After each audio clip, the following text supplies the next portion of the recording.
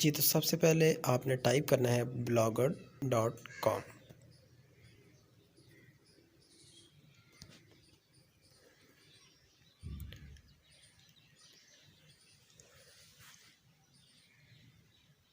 उसके बाद क्लिक कर दें क्रिएट योर ब्लॉग।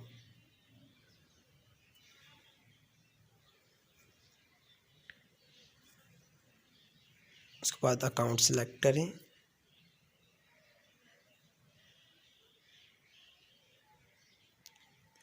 अब कोई सा एक टाइटल रख लें, मिसाल के तौर पर मैं अपना नाम लिख रहा हूँ उस्मान। उसके बाद नेक्स्ट कर देते हैं। उसके बाद एड्रेस आप यानी कि अपने ब्लॉग का जो नाम रखना चाहते हैं, जैसे मैं रख रहा हूँ मल्टी फंडा 5।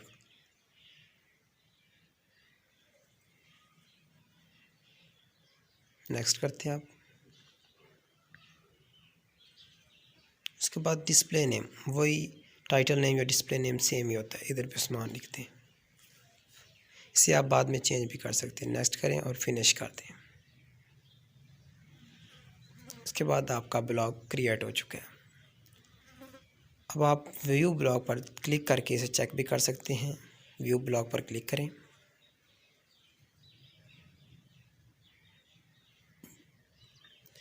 ये देखें जी, आपका ब्लॉग रेडी है।